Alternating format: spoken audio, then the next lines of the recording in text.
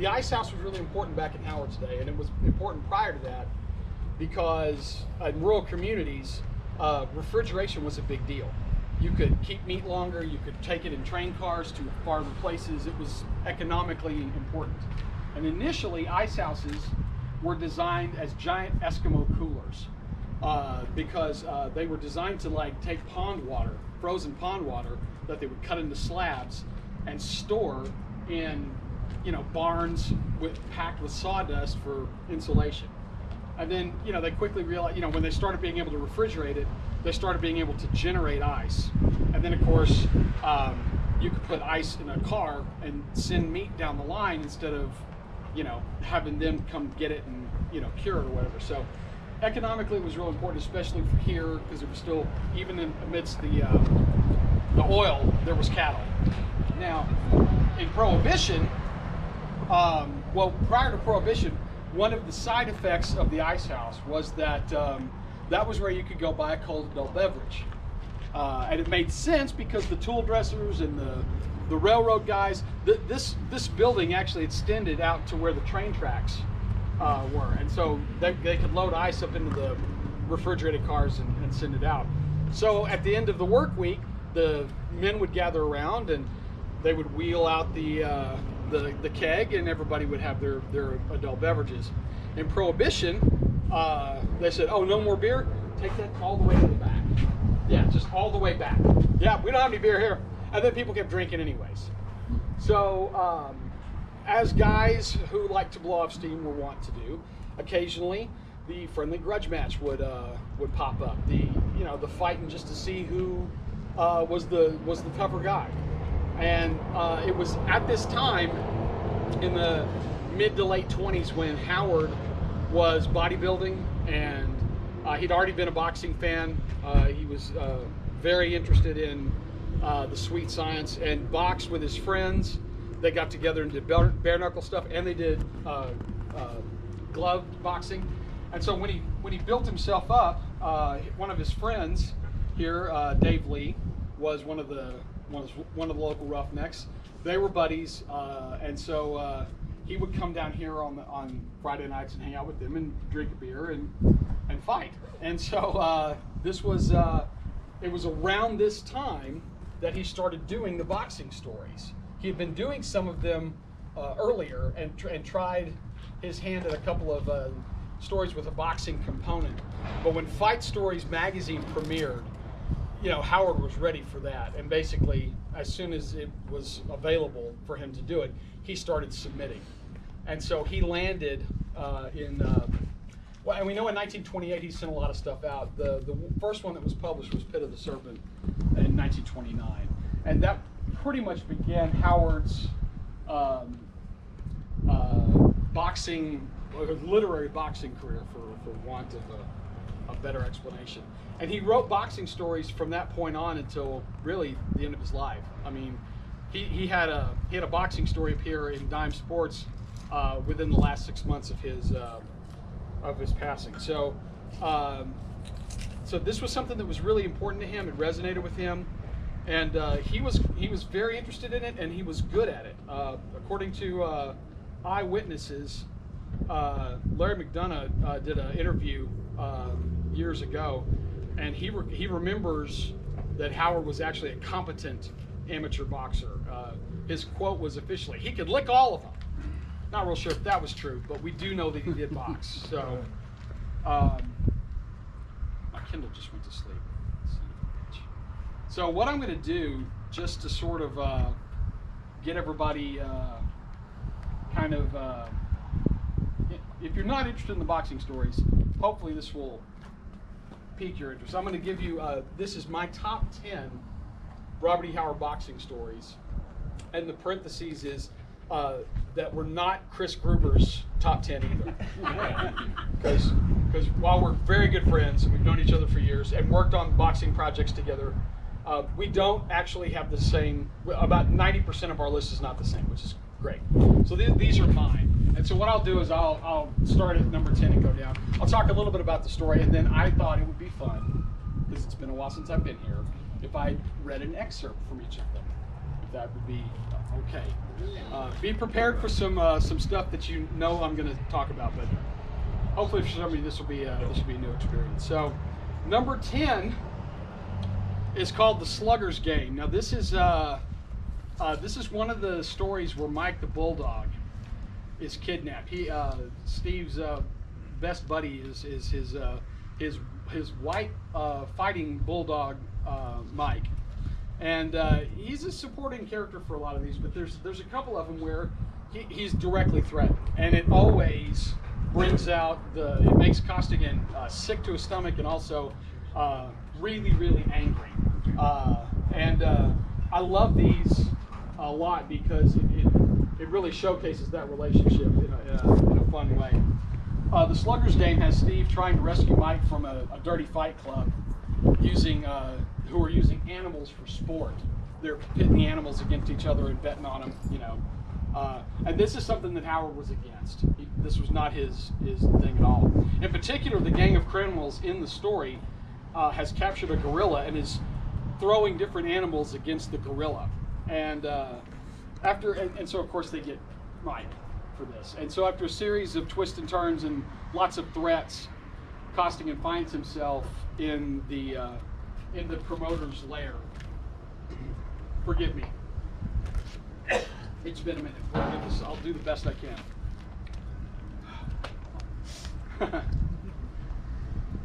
I looked at the cages. One was a bamboo cage, and some of the bars had been gnawed in two. The lock on the steel cage was busted from the inside. It didn't take no detective to figure out what had happened. Mike had gnawed his way out of the bamboo cage, and the gorilla had busted out of his cage to get at him. But where were they now? Was the Chinese and their gorilla chasing poor old Mike down them dark alleys, or had they took his body off to dispose of it after the gorilla had finished him? I felt weak and sick and helpless. Mike is about the only friend I got. Then things began to swim red around me again. There was only one table in that room yet unbusted. I tended to that.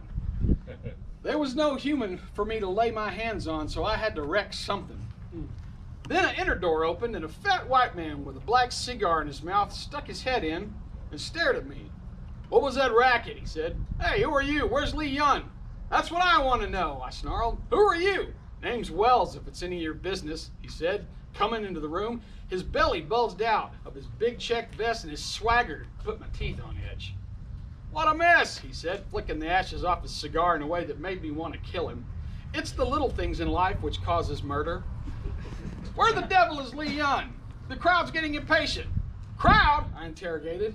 As I spoke, it seemed like I did hear a hum up toward the front of the building. Why, the crowd which has come to watch the battle between the Lee Young's gorilla and the fighting bulldog. Huh? Sure, he said. Don't you know about it? It's time to start now. I'm Lee Young's partner. I finance these shows. I've been doing it up in the front of the building, selling tickets. I thought I heard an awful racket back here a while ago, but I was too busy hauling in the dough to come back and see. What happened anyhow? Where's the Chinese and the animals, huh? I had to give a harsh, rasping laugh that made him jump. I see now, I said betwixt my teeth. Lee Young wanted Mike for his dirty fights. He seen a chance to make $50 and stage a show too, so he double-crossed Smokey and go find Lee Young, he snapped, biting off the end of another cigar. That crowd's getting restless mad, and they're the scrapings of the docks. Hurry up, and I'll give you $50. Well, I then went berserk. All of my grief and fury, which had been seething in me, exploded, and I surged over like red-hot lava out of a volcano. I give one yell like a timber wolf and went into action. Help! Hollered Wells. He's gone crazy! He grabbed for a gun, but before he could draw, I caught him on the whiskers with a looping haymaker, and he done a classy cartwheel, head-on into the wall. The back of his skull hit the light switch so hard, it jolted it clean out of the brackets, and the whole building was instantly plunged into darkness. I tore around until my groping hands found located a door, and I ripped it open and plunged recklessly down a narrow corridor in the dark till I hit another door with my head so hard I split the panels. I jerked it open and lunged through. I couldn't see anything, but I felt the presence of a lot of people. There was a confused noise going up, a babble of Chinese and Malay and Hindu and some loud cussing in English and German. Somebody bawled, "Who turned out them lights? Turn on the lights. How can we see the scrap without no lights?" Somebody else hollered, "They've turned the animals loose in the cage. I hear them." Everyone began to cuss and yell for the lights, and I groped forward until I was stopped by iron bars. Then I knowed where I was. That corridor I'd come through served as a kind of a chute or runway into the big cage where the fights was fit. I reached through my bars and groped around until I found a key sticking out of the lock in the cage door. I gave a yell of exultation which riz above the clamor, turned the key, throwed open the door, and come plunging out. Them rats enjoyed a fight, hey? Well, I aimed that they shouldn't be disappointed. The two men fighting for money of their own free will, that's one thing. Making a couple of inoffensive animals butcher each other just for the amusement of a gang of wharfside rats is another. I come out of that cage crazy mad and flailing with both fists. Somebody grunted and dropped, and somebody yelled, "Hey, who hit me?" And then the whole crowd begun to mill and holler and hit out wild at random, not knowing what it was all about. It was regular bedlam, with me swinging in the dark and dropping a man with each slam. And then a window got busted, and as I moved across a dim beam of light, which come through, somebody gave a frantic yell, "Run, run, the gorilla's loose!" That all hell bust loose. Everybody stampeded, screaming and hollering and cussing and running over each other, and me in the middle of them slugging right and left. "You wants a fight, does ya?" I howled. "Well, here's something to tote home for you." They hit the door like a herd of stampeding cattle and splintered it and went storming through them, which was able to storm. Some of them had been stomped in the rush, and plenty had stopped my iron fist in the dark. I come ravening after them just because them rats wanted to see gore spilt by somebody else. Mike, my only friend in the Orient, had to be sacrificed. I could have killed them all. Well, they streamed down the alley at a full cry, and as I emerged, I fell over an innocent passerby, which had been knocked down by the stampede. By the time I riz, they was out of my reach, though the sounds of their flight come back to me. It sounded like a herd of steers running in the distance. The fire of my rage died down to ashes. I felt old and sick and worn out. I wasn't young no more, and Mike was gone. I stooped to pick up the man I had fell over, idly noticing that he was an English captain whose ship was tied up at a nearby wharf, discharging cargo. "Say," he said, gasping to get his breath back, "aren't you Steve Costigan?" "Yeah," I admitted without much enthusiasm. "Good," he said. "I was looking for you. They told me that was your dog." I sighed. "Yeah, a white bulldog that answers to the name of Mike." "Where'd you find the body?" "Body?" he said. "My word, that bally brute's been pursuing 4 Chinamen and a bloody gorilla up and down the docks for half an hour. And now he has them treed in the riggings of my ship. And I want you to come and haul him off. Can't have that, you know." "Good old Mike," I whooped, jumping straight into the air with joy and exultation. "Still the fightingest dog in the Asiatics. Lead on, matey. I craves words with his victims. I got nothing against the griller, but them Chinese has got $50 belonging to me and Mike."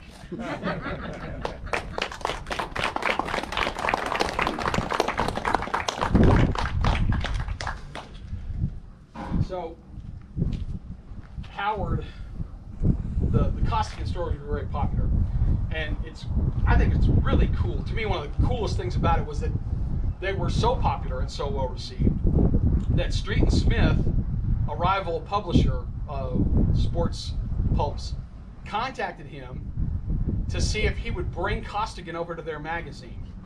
I just think that's awesome. They tried to poach him. And so he replied, that he was happy with the arrangement at Fiction House, but he would do a new character for them.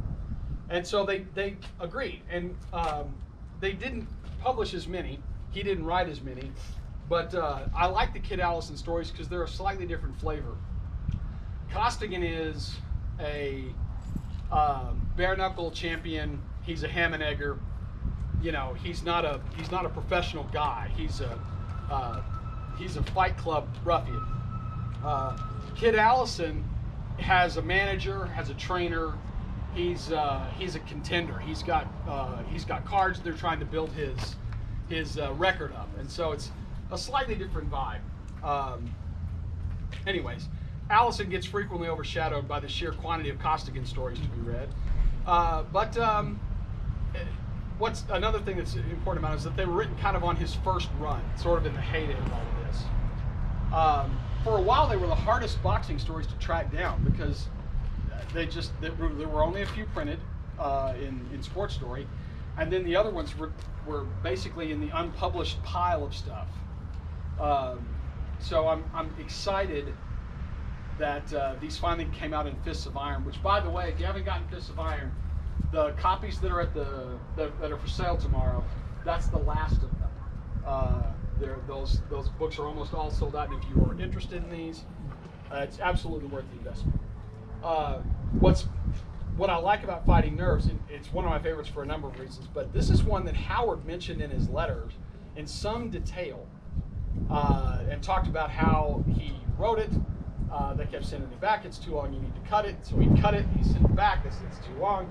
Back and forth, and then they ended up not even using it. So it was like a lot of work for him for no layout. But I don't know why they didn't like it. It's really funny. The instant I crossed gloves with K.O. Tremaine at the Hopi AC Frisco, I knowed I was off form. The further the scrap went, the worse I got. My timing was all shot, and far from being the accurate sharpshooter I usually am, I was wilder than a March hare. I was missing like an amateur, and Tremaine was hitting me almost at will. The crowd began to hiss and yell, "Fake!" and "How long did it take you to rehearse the act?" and etc. And this made me mad, and I got more erratic than ever. Between rounds, I snapped and snarled at my bewildered handlers, my manager, and everybody. They was completely befuzzled, and it was just as big a mystery to me. All I knowed was I was clean off form and couldn't get going. In the 8th, Tremaine, to the horror of my admirers, banged me all over the ring, spilling my gore with a generosity which brung howls of delight from his followers. And after cutting me up plenty with a flashing left I couldn't seem to get away from, he dropped me with a sizzling right to the jaw. Maddened by the yells and the taste of my own blood, I leapt up without a count and abandoning all efforts at scientific boxing. I tore into him like a longshoreman whilst the multitude yelled with amazement. If Tremaine hadn't have had a streaky yeller in him, he could have stiffened me as I tore in wide open, but instead of standing up and trading swats, he flinched and backed away from my flying mitts. I floundered after him, swearing bitterly at my own ineffectiveness, and by pure chance landed a wild left under his heart. He grunted and fell into a clinch, where he tied me up complete. In spite of the lack of that, I got the reputation of being the craftiest infighter in the game. He hung on whilst I cussed and wrestled, and finally we both lost our footing and rolled to the canvas, where he took advantage of our position to chew my ear severely.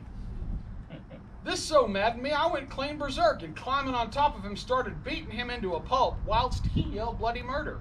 The referee hauled me off screeching that I lost the fight on a foul, and I had lost my head so complete that, only half aware of what I was doing, I socked him so stiff it took him an hour to bring him to. As he dropped, a regular wave of men come over the ropes, and in the ensuing melee, I flattened Tremaine's manager, a cop, and one of my own handlers before I was overpowered by sheer numbers. My manager, Jack Reynolds, is remarkable good at getting me out of jams, but it was daylight before he could get me out of jail. And a night in a jail with a drunken pickpocket and a hobo with the delirious trimmings hadn't done my jangled nerves no good at all. I love delirious trimmings. He's really good at the malaprops. So, there's 8 more of these. We can save them up if you want. Number 8 is Texas Fists. Another favorite of mine. It's impossible not to think of Costigan as a Texan after reading this story. And it's also impossible not to draw a straight line between Costigan and Breckenridge Elkins in terms of development. I love the language in this story. This is one of the first stories with real hyperbole in it. The tall line that I talk about in Blood and Thunder. So this is a short passage. This follows Costigan has been kidnapped. He's been drugged and knocked unconscious by a gang of ranch hands who want him to fight a miner at a nearby camp. And when he says no, they dope him. The line is, "You doped my grog," and so Costigan, does what he can until he's overpowered. I'm really sweet tonight. I was sitting on a rough bunk in a kind of small shack, which was built of heavy planks. Outside, I heard Slim talking. No, Miss Joan, I don't dast let you go in to look at him. He ain't come to, I don't reckon, 'cause there ain't no walls kicked out of the shack yet. But he might come to himself whilst you was in there, and they's no telling what he might do, even to you. The critter ain't human, I'm telling you, Miss Joan. Well, said a feminine voice, I think it was just horrid of you boys to kidnap a poor, ignorant sailor and bring him away up off here just to whip that miner. Golly, Miss Joan, said Slim, kind of like he was hurt. If you got any sympathy to spend, don't you go wasting it on that gorilla. Us boys need your sympathy. I winked at the barkeep for the dope when I ordered the drinks, and when I poured the sailors, I put enough of it in his liquor to knock out 3 or 4 men. It hit him quick, but he was wise to it and started slugging. With all them knockout drops in him, he near wrecked the joint. Look at this welt on my chin. When he socked me, I looked down my own spine for a second. He busted Red's nose flat, and you ought to see it this morning. Pete lammed him over the bean so hard he bent the barrel of his .45, but all it done was make Costigan mad. Pete's still sick in his stomach from the sock the sailor gave him. I tell you, Miss Joan, us boys ought to have medals pinned on us. We took our lives in our hands, though we didn't know it from the start. And if it hadn't been for the dope, Costigan would have destroyed all of us. If your dad ever fires me, I'm going to get a job with the circus, capturing tigers and things. After that ruckus, it ought to be a cinch. Love that. The whole thing's like that. It's just. I was looking down my own spine. I know, man. God. That is genius. I don't know why that's not my zine title. That is a good question. Yeah, I'm doing it wrong. Number 7 is cultured cauliflowers, and this is an interesting story. This got mentioned in one of the letters, though not Howard's. Jack Byrne, his editor at Fiction House, supplied him with this plot idea that basically a fighter puts belladonna in his eyes and blinds him, and the ensuing situation that would follow. Howard, I think, probably took it up and probably did a lot more with it than Jack wanted to do. In the story, his eyes are damaged in the fight.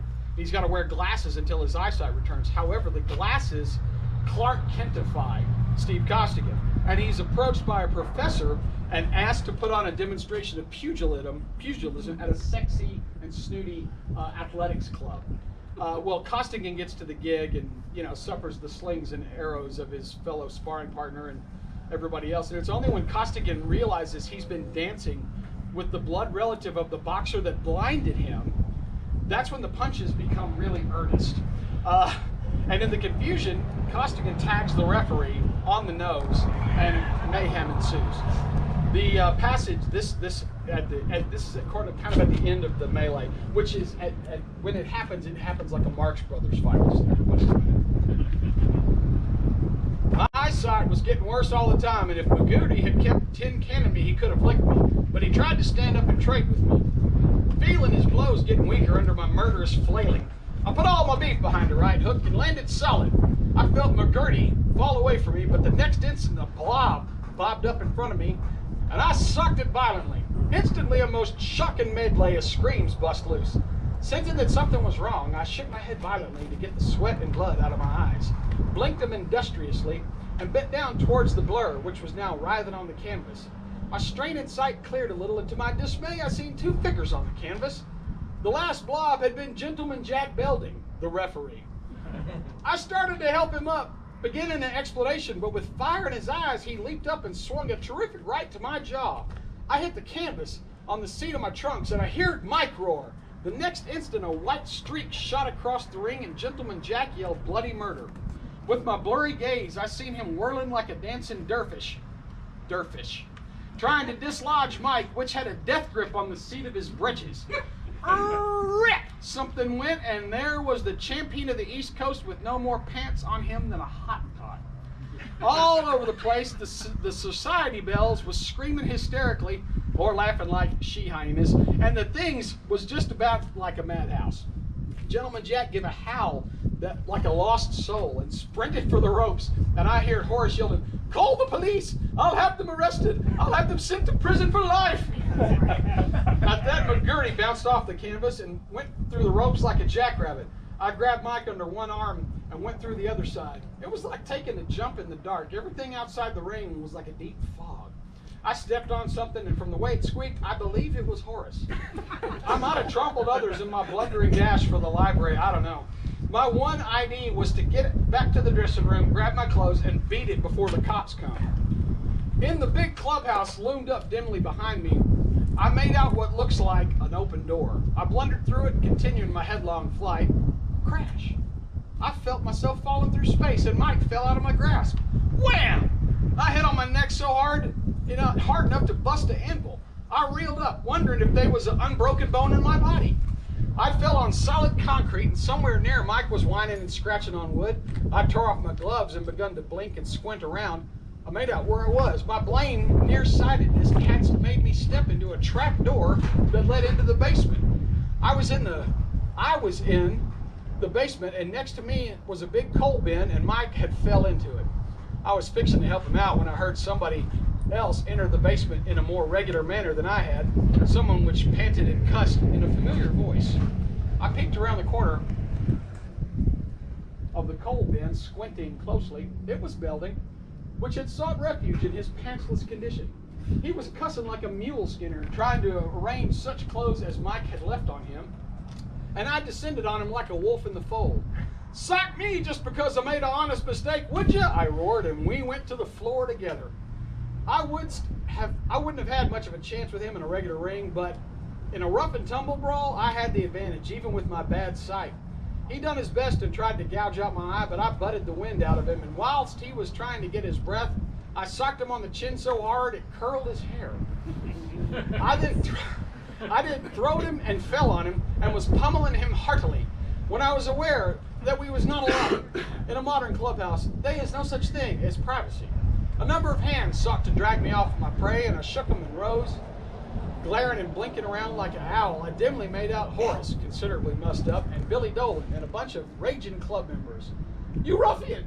You gangster! You pirate!" screeched Horace hysterically. "The Athenian will never live it down. This is the scandal. See to Mr. Belding, the brute has nearly murdered him, and grab that scoundrel and hold him until the police arrive." Then come a clawing noise, and what looked like a black goblin comes scrambling out over the edge of the coal bin. It was Mike, covered in coal dust. Seeing me surrounded, he charged with a roar, and the Athenians scattered like a flock of quails. Gentleman Jack run up the stair and must have led into the front part of the house, because a chorus of feminine screams and laughter and a despairing howl seemed to indicate that he'd run into a flock of dames again. In a second, the basement was empty except for me, Mike, and Billy Dolan.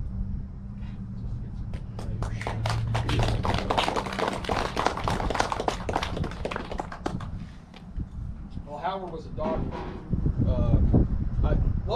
which makes sense because Lovecraft was a cat person.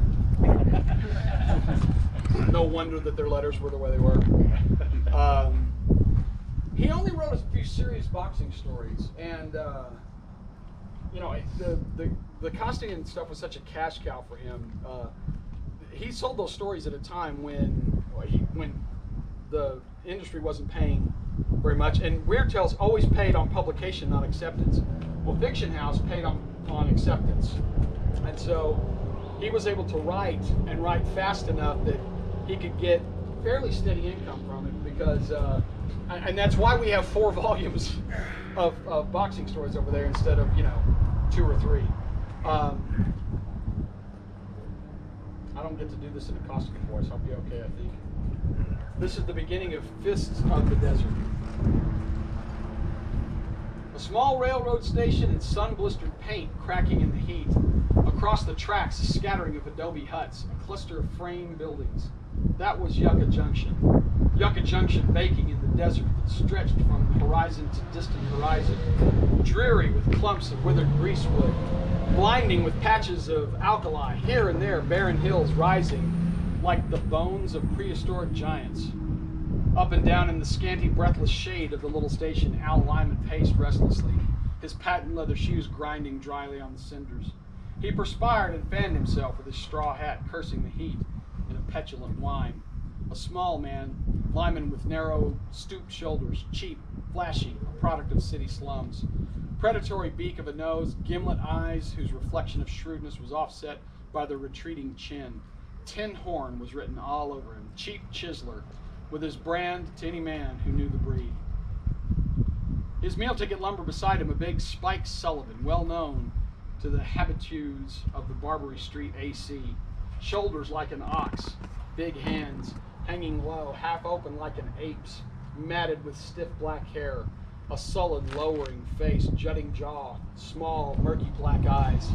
He was as incongruous as his present setting as Lyman was, a product of the Pennsylvania mining country, where the teeming masses struggle for existence against the stifling of overpopulation. His real name sounded nothing like Sullivan. He glared around him as he shuffled up and down the street with Lyman, both men walking because moving was more tolerable in the heat than keeping still. I know how they feel. Sullivan hated the bigness and emptiness of the country, which dwarfed him and imbued even his dull brain with a vague sense of his own insignificance. He scowled at the tiny town across the tracks as the man, just visible inside the sweltering waiting room, and at the man, just visible inside the sweltering waiting room, and at the mongrel dog under a bench beside the station wall. The dog mistook the man's glare. He stretched himself and came out from under the bench, wagging his tail. Sullivan cursed him away stormily. At the impact of his angry rumble on the stillness, the man in the waiting room came to the door and surveyed the strangers impersonally. He was as much a part of the scene as they were alien to it. He was as tall as Sullivan, though lacking something of the pugilist's bulk. But he was clean-cut, forged in a mold of sun and desert that had bronzed his skin and stripped all surplus weight from his lean-waisted, thick-chested frame. Tranquilly, he folded his massive arms and stared off across the waste to where, miniature in the distance, the train, for which all three were waiting, was struggling up a long grade. The dog trailed after the strangers, dejected but still hopeful of a pat on the head. Sullivan reached his edge of the shade, turned suddenly, and fell sprawling over the surprised canine, rasping his hands on the hot cinders. The dog yelped and scurried out of reach, just as Sullivan scrambled up, bellowing curses, and launched a heavy foot after him. The boot grazed the dog's back, and the animal darted under the bench and cowered there. Sullivan rushed at him, all the beast roused in him. He was hardly responsible for his actions, merely a slow-witted, evil-tempered brute who reacted unreasonably to his chance environment. "Easy, Spike," whined Lyman anxiously. "Let the mud be." He cared nothing for the animal, but a dog usually has an owner who might make trouble. Sullivan paid no heed. Deliberately, he drew his foot back to crush the ribs of the shivering animal when the man in the doorway took hand in the game. With no appearance of haste, he stepped between Sullivan and the bench and pushed the man backward, not gently. "What are you doing, you country lout?" roared Sullivan stupidly. "Let the dog alone," replied the other unemotionally. "Is that your mutt?" the fighter snarled, balling his huge fist and edging him. This would be better than kicking a dog. He was on fire with the desire to vent on some quivering human body all the spleen engendered in him by the heat and the brute wrath that was his heritage. "No, it ain't," answered the desert man. "If it was, I'd throw a hunk of lead through you. As it is." Just then, Sullivan let go with a right that had murder behind it. Sullivan could hit. Any man who was a favorite in the Barbary Street AC must be a puncher. The desert man was caught flat-footed. Square on the jaw, he took the full drive of Sullivan's murderous right. Lyman yelped and jumped back to let the victim fall clear, but he did not fall. He reeled backwards from the impact with blood starting from the corner of his mouth, but he kept his feet, and Sullivan, instead of following up, gaped and half lowered his hands with surprise. And that was Sullivan's mistake. The desert man's return was like the strike of a big cat. Cinders spurted from under the balls of his feet as he hurtled in, and his left fist crunched savagely into Sullivan's ribs. He was wide open. Sullivan's fist slugged home, and blood spattered, but the stranger did not wince. His arms flailed so furiously that Sullivan could not block all of the blows that rained upon him. No man had ever stood up and outslugged him at the Barbary, where the toughest ham and eggers of the West Coast display their wares. The stranger knew nothing of boxing. His blows were swings, but each carried behind it the weight of the broad shoulders and the drive of the muscular thighs. He seemed built of granite and steel. Sullivan's fist tore skin and brought blood, but the man shook them off, redoubling his fury. Desperation grew in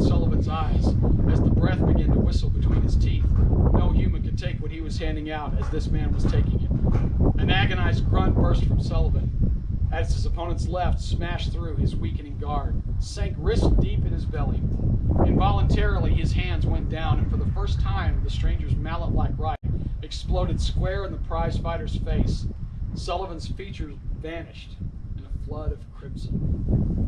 Yikes. Wow. Yeah. Yeah, it's not That's powerful stuff. that's not a fun one. But it's a great story. And very very, I won't say Hemingway-esque because it wasn't, but definitely in that sort of vein. Number 5, Circus Fist. I have a soft spot for weird circus pulps. This story first grabbed my imagination when I read it in the Fight magazine reprints from Necronomicon that were published back in the 90s. This was the first time anybody really gotten a chance to see more than a couple of these stories in one place. Jeez Louise.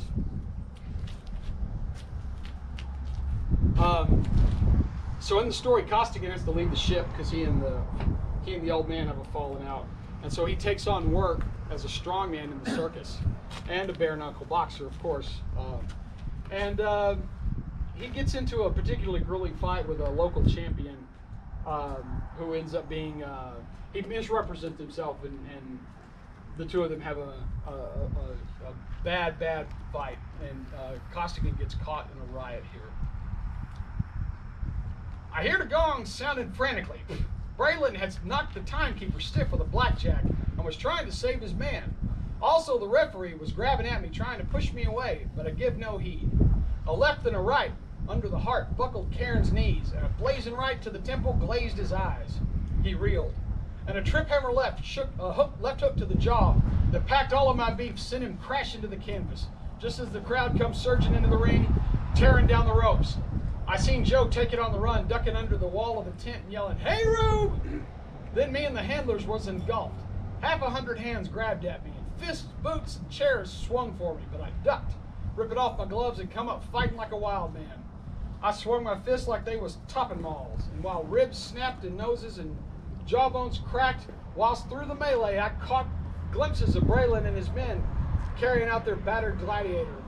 He was still limp.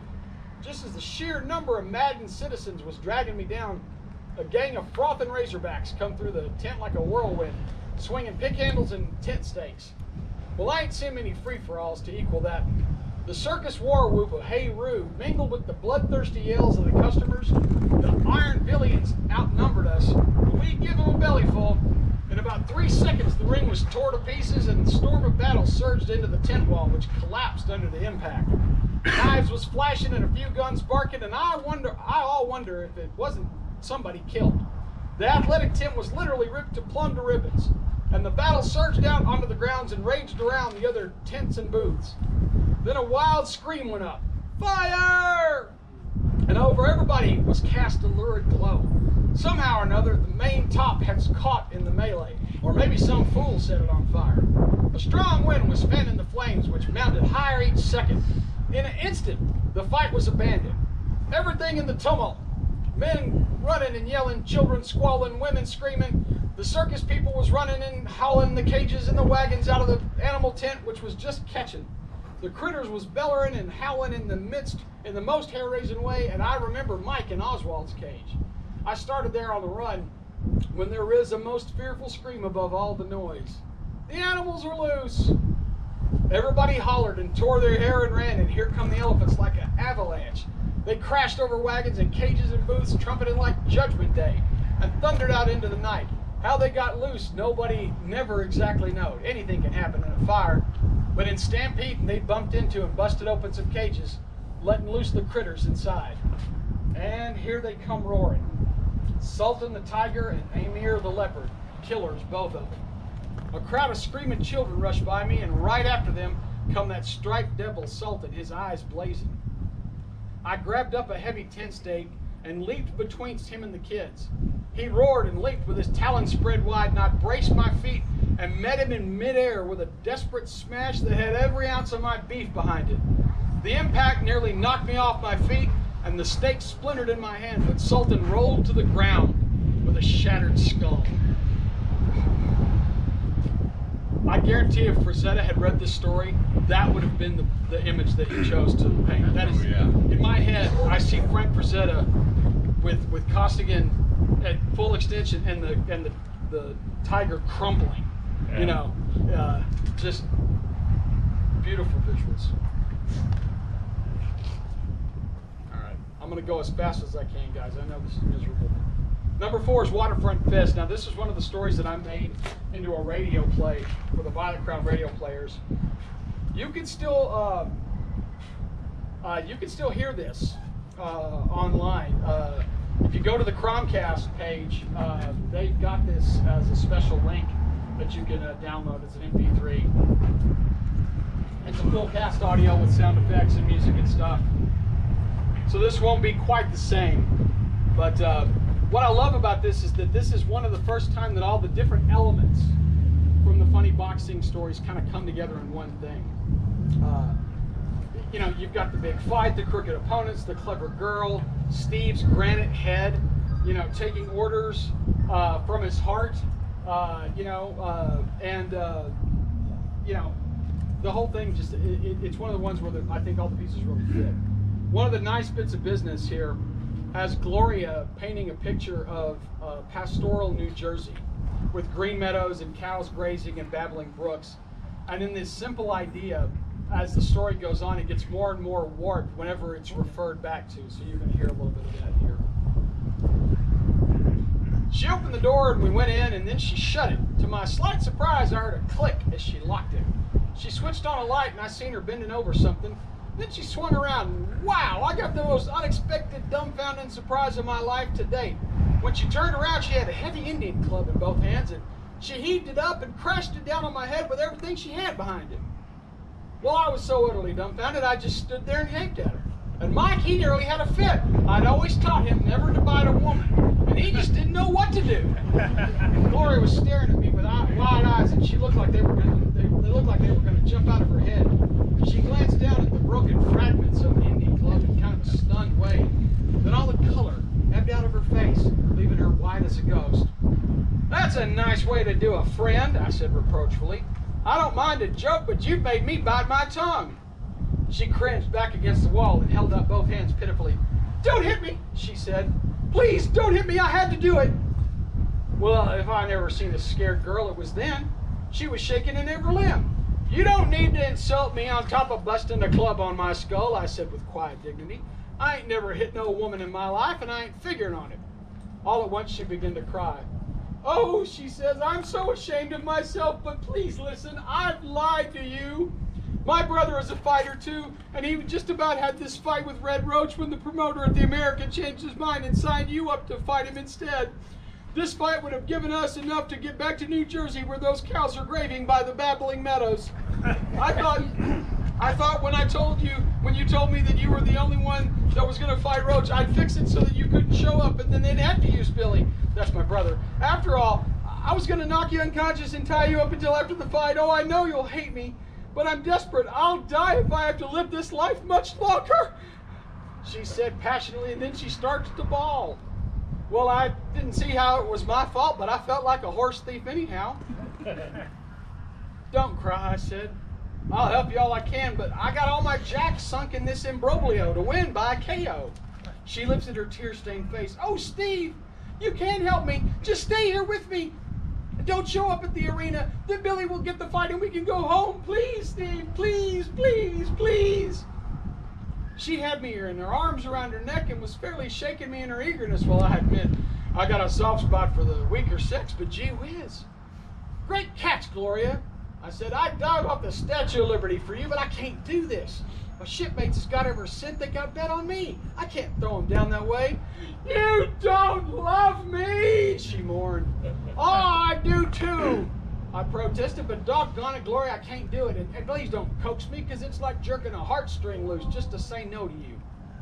"Wait a minute. I got an ID. You and your brother got some money saved up, ain't you?" "Yes, some," she sniffed, dabbling at her eyes with a foolish little lace handkerchief. "Well, listen," I said, "you can double it. Sink every cent you got on me to win by KO. It'll be a cinch taking the bets. Everybody on the waterfront's betting one way or another. But what if you lose? She said. Me lose? I snorted. Don't make me laugh. You do that. And I can't stay another minute, kid. I'm due at the arena right now. And say, I'll have some dough myself after the battle, and I'm going to help you getting your brother back to them green cows and Babylon farmhouses. Now I got to go. Before she had time to say another word, I kicked the lock off the door, being in too hurry to have her unlock it. And the next second, me and Mike was sprinting for the arena.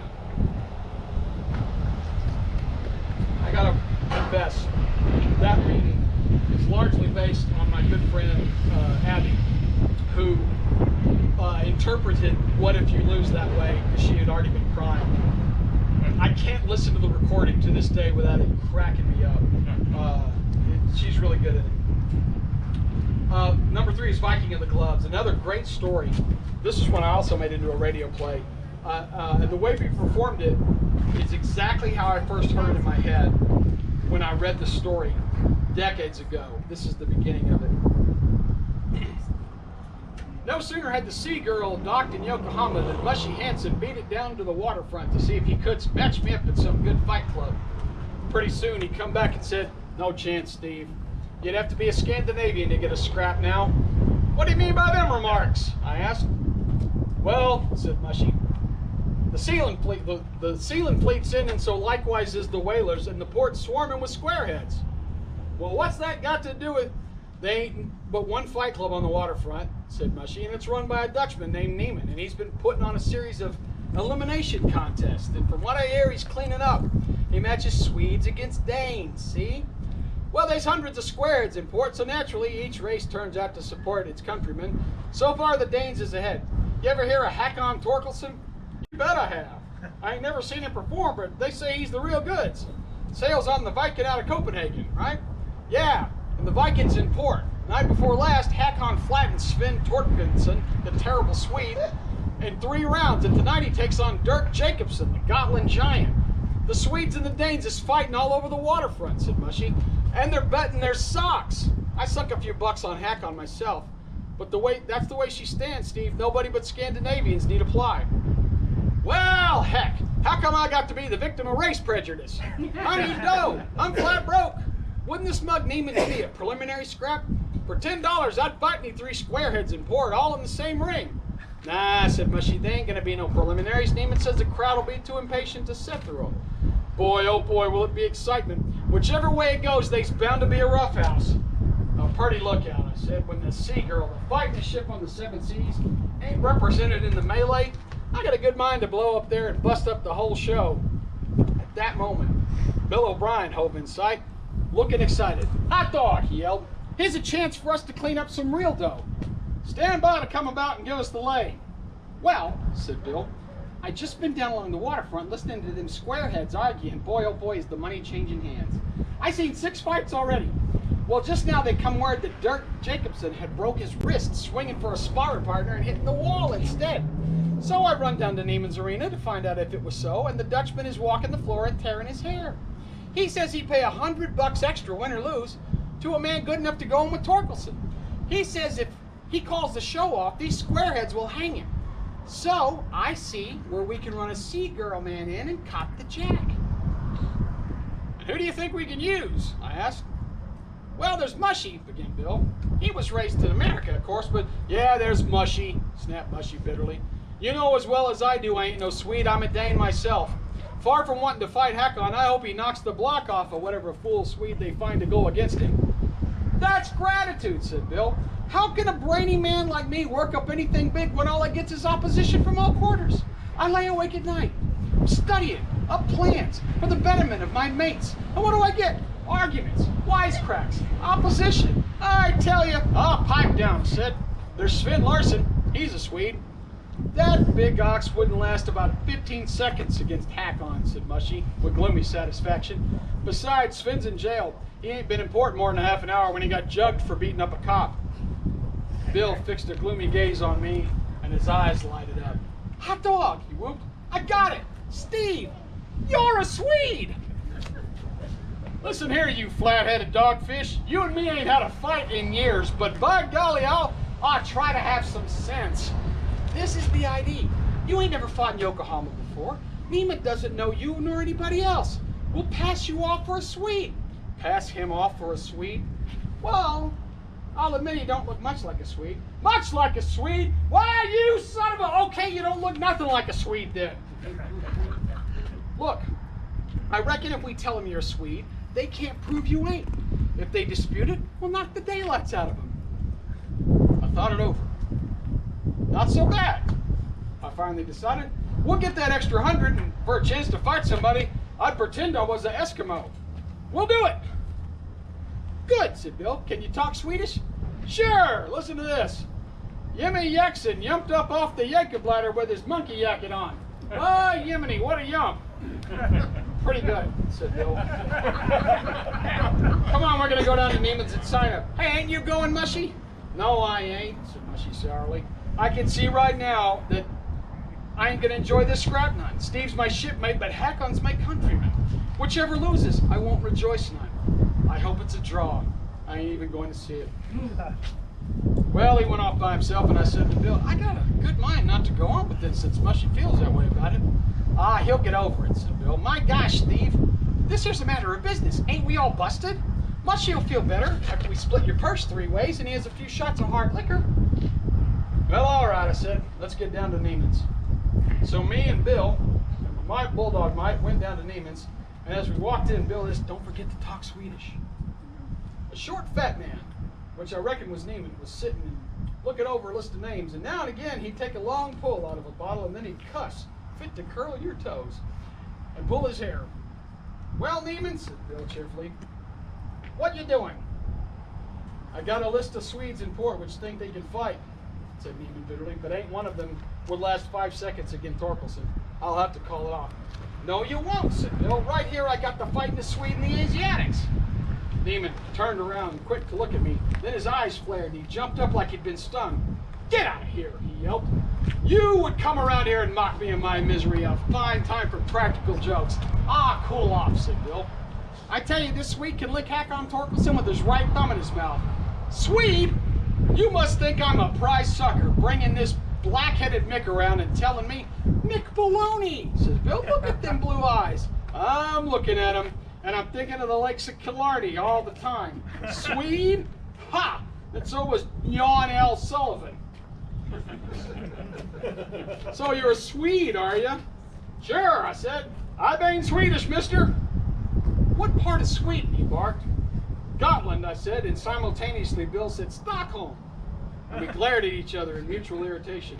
Cork, you better say, Neiman said. I am a Swede, I said, annoyed. I want das fight. Get out of here and quit wasting my valuable time, snarled Neiman. If you're a Swede, then I'm a Hindu princess. At this insulting insinuation, I lost my temper. I despise a man that's so suspicious he don't trust his feller man. Grabbing Neiman by the neck with a vice-like grip and waggling a huge fist under his nose, I roared, You insulting monkey! Am I a Swede or ain't I? He turned pale and shook like an aspirin leaf. You're a Swede. You're a Swede, he agreed weakly. And I get the fight?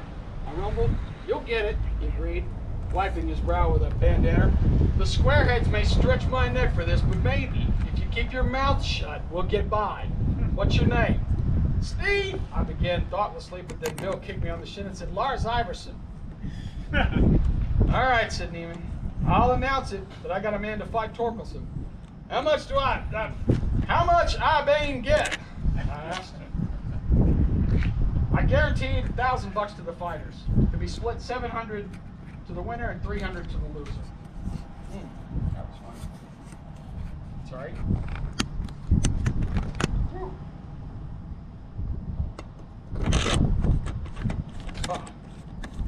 Give me das losers in now, I demanded. I Bane go out and bet him, you betcha. So he did, and he said, you better keep off the street. Some of your countrymen might ask you about the folks back home in dear old Stockholm. And with that, he gave a bitter screech of raucous and irritating laughter and then slammed the door. And as we left, I don't believe he thinks I'm a Swede. Who cares, said Bill.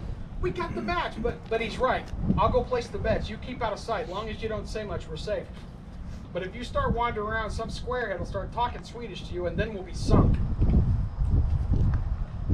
So, yeah, I love that one. All right. I got 2 left. Can you guys handle 2 more? Yes. Are you sure? Yes. All right. Yeah. Probably.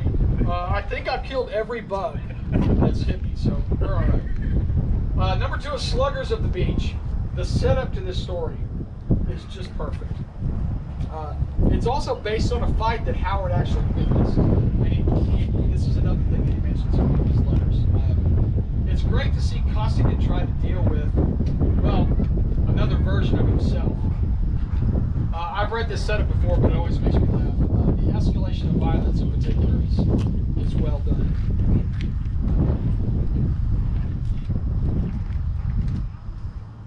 Alright, got a wet pencil for this one. The minute I seen the man which was going to referee my fight with Slip Harper in the Amusement Palace Fight Club, Shanghai, I'd taken a violent dislike to him. His name was Houlihan, a fighting sailor, same as me, and he was a big red-headed gorilla with hands like hairy hams, and he carried himself with a swagger which put my teeth on edge.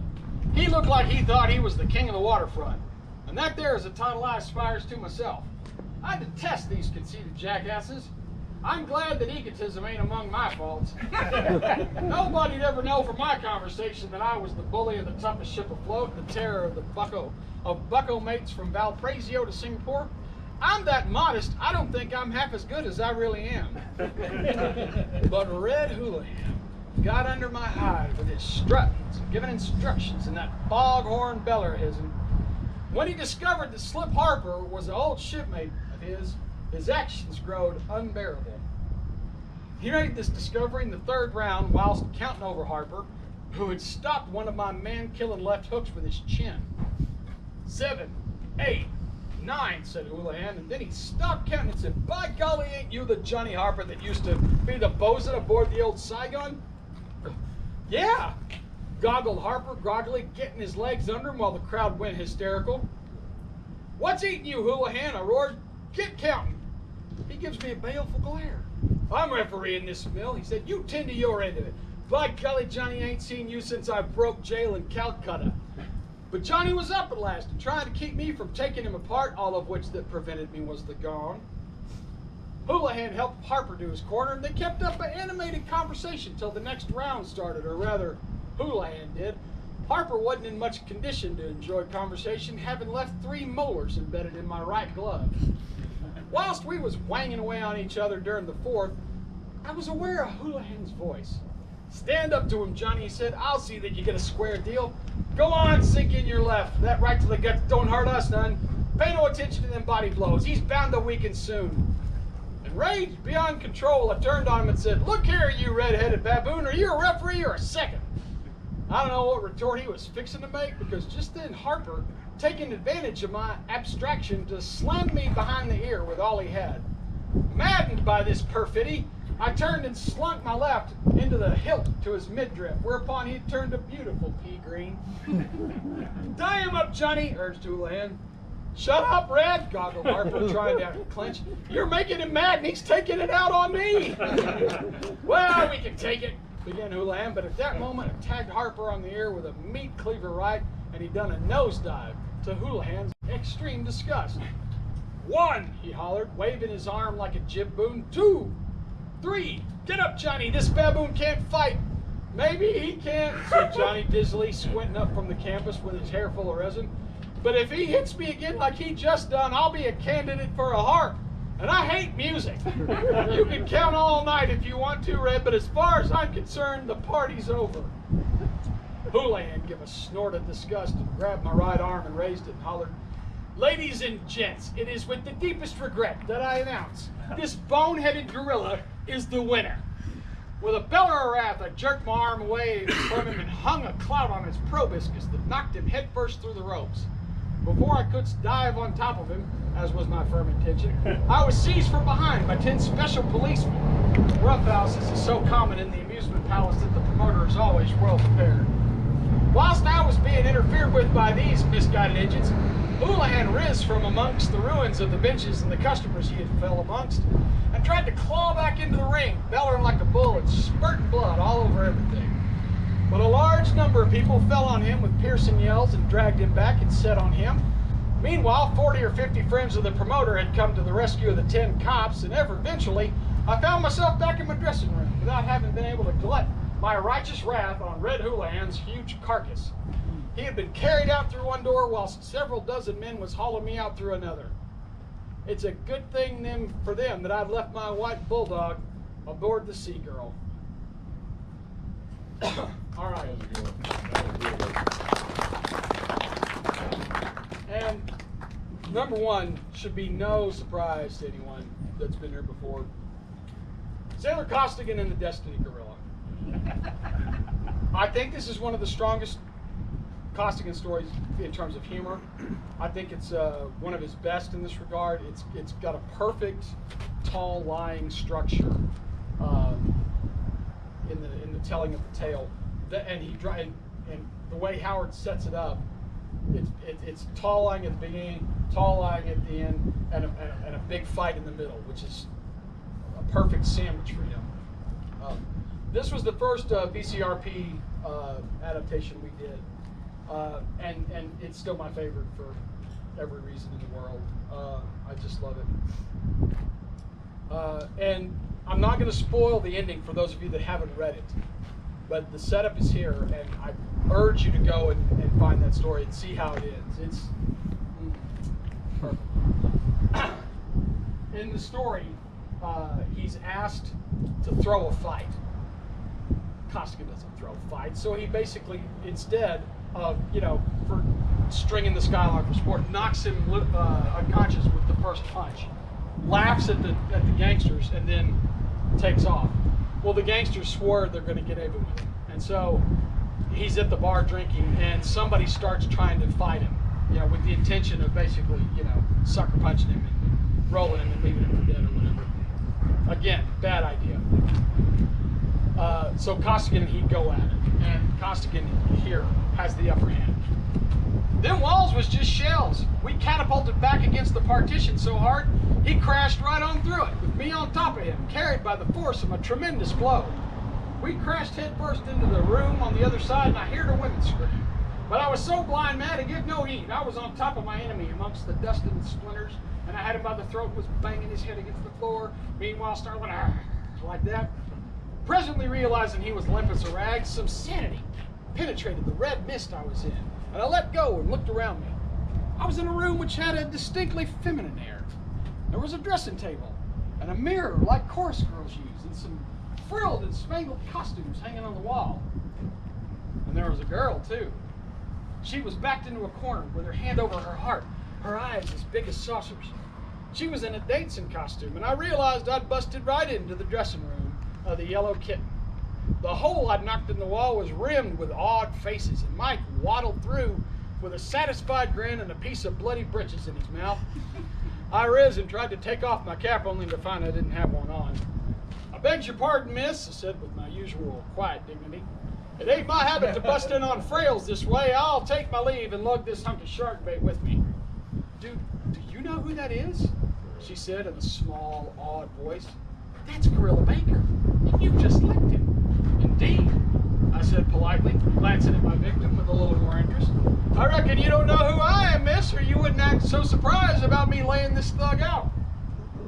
I got him by the collar and hauled him back through the hole in the wall, where he was took in charge by the inmates of the joint, who took him to my first victim, who took him and my first victim out back to water and threw water on him to revive him. The thug Mike had assaulted had been taken to the Sawbones for stitches and other repairs. I stuck my head back in through the aperture to apologize some more to the frail, when into the room stormed the owner of the Yellow Kitten, tearing his scrawny hair out and wringing his hands. "What is this?" he howls. "Verdammt, I am ruined. These wild men from the free and easy will bankrupt me. What has happened now? Ach, Gott, what a hole in mine wall, a train would go through it. Was that the crash I heard? I'll sue them." "Oh, quiet, Max," said the girl. "It can be repaired and I'll pay for the job myself." "You won't neither," I said indignantly. "I'll pay for it." "Aha!" cried Max. "So you are the ape that breaks down my vault." "Yeah, I am. And if you don't like it, I'll keep it vague, keep it vague. He ran like a rabbit, despite his build, and I bowed to the girl and said, pardon me some more, miss. I ain't gonna intrude on you no further. I'll send a carpenter around tomorrow. Wait, she said, coming towards me and taking my hand. Don't go, come on in. I want a good look at the man who can knock Gorilla Baker through a wall. Yeah, said some of the hands and heads which was still peering in from the free and easy. Go on in and talk to her, Steve. We'll all come in. Scram, you alley rats, I roared, turning on him in righteous wrath. Go someplace else before I forget I'm a gent. I moved on them and they fled, shrieking with terror. Maybe they was laughing. Sit down, she said, pulling up a chair. I done so. The fight cleared my head. As I looked at my companion, my heart pounded violently in my great, strong, manly bosom. She was so pretty, she made me dizzy. She sat down on another chair and scanned me admiringly, which caused me to involuntarily expand my huge chest and flex my massive biceps. You must be Sailor Costigan, she said, and this is Mike, your famous fighting dog. Well, I explained, I don't fight him in the pits, but they ain't a dog in the Orient that can stand up to him. Shake hands with the lady, Mike. He done so, but rather coldly. The softer passions mean very little to Mike. Sometimes it seems like he ain't got no sentiment at all. I'm glad to meet you both, she said. I've heard so much about you. My name is Teddy Blaine. I dance here at the Yellow Kitten. I just come off of my act when you bust through. I'm sorry, I said. If I'd have known the wall was so weak, I would have knocked him the other way. Didn't you break your hand? She asked. Nah, I said, holding up my enormous mauler for her to see. Just skin the knuckles a little. I soaks my fist regular in salt, brine, and whiskey. She touched it timidly and admiringly felt my iron biceps. Gee, you're strong, she said. I could go for you in a big way. Well, I said, you ain't so bad yourself. Suppose we go out somewhere and put on the feed bag for a starter. She sighed and shook her head, and her beautiful eyes was wistful and shadowed. I don't dare, she said. What do you mean you don't dare? I hope I'm as much of a gent as the next son of a... No, it's not that, she said quickly, laying a hand on my arm, and shivers went over my huge body at the contact. There is no doubt about it. True love at first sight is a fact. I have experienced it maybe 50 times during my life. I trembled with emotion and wished there was somebody I could knock his head off for her. No, it isn't that, she repeated. Anyone can see you're a gentleman. No, I'm a victim of persecution. And with that, she bowed her head into her slim hands and wept. I stared at her, shocked and horrified. Somehow I discovered my manly arm had got around her supple waist. You mean, I said in accents of dumbfounded horror, you mean to say that some low swine has been persecuting a girl as pretty as you? Yes, she said, impulsively laying her head on my massive shoulder. Tell me who he is, I urged. I'll stomp him into mush. He's made my life miserable, she whispered. He tends bar right across the street at the Yorkshire Tavern, and he has a room at my boarding house. He watches me all the time, and he beats up every man who tries to call on me or have a date with me. He's nearly killed half a dozen nice young men. He hires the waiters to watch me, and they tell him if I talk to anybody. And he comes over from the Yorkshire and sees me home every night. I never have a chance of getting away from him. Who? I said. He says if he can't have me, nobody can. All the boys are afraid to date me up. He's a brute. Who, darn it? I demanded with some impatience. Big Bill Elkins. Bill Elkins, huh? I knew you'd be afraid of him, she sighed. Everyone is. I jumped like she'd stabbed me. Who's afraid of Bill Elkins? I ain't never said no such thing. I was just repeating the name. There ain't enough people in the world named Elkins that can lick me. Come on, get your hat. You're going out with me. I'm afraid, she whispered. He never has socked me, but he might. Then think of the scandal. You two fighting over me in public streets. He watches this place while he works, and we'd no more than get outside before he'd come surging across the street, roaring like a mad bull. I'll just have to endure his persecutions. Unless you could take him off somewhere and beat some sense into him. Which is just what I'm gonna do, I said grimly. You wait here. When I get back, you'll be a free woman. You'll be Steve Costigan's girl instead of Bill Elkins. Oh, if only you could, she cried, springing up with eyes sparkling and throwing her arms around my neck. Knock his props loose, Steve, for my sake. And with that, she gave me a smacking kiss that sent me out of the Yellow Kitten, rolling through a rose-colored fog. I seem to remember stumbling into people trying to dance and stepping on folks' feet. But eventually I found myself in the street with the breeze blowing through my damp hair. I looked up at the stars, which was visible amongst the street lamps, and I said, to think that a mug like Gorilla Baker would be the cause of me meeting my true love. When I meets him again, I shakes his hand and gives him a 10 spot. It's fate, no less. It's destiny, which works not only with violets and moonlight, but with gorillas as well. Gorilla Baker was the tool of destiny. That's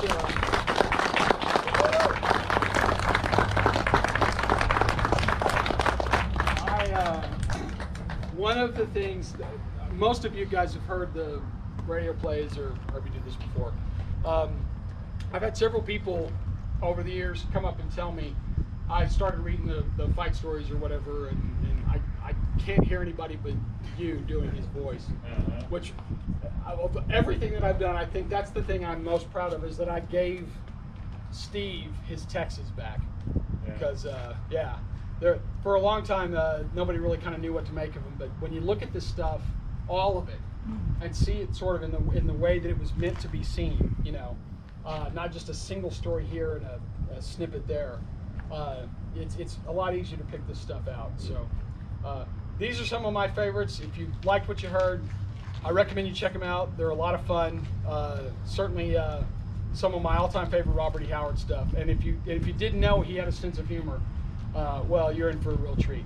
Thank you for coming. Thank you for enduring this. Thank you Very much.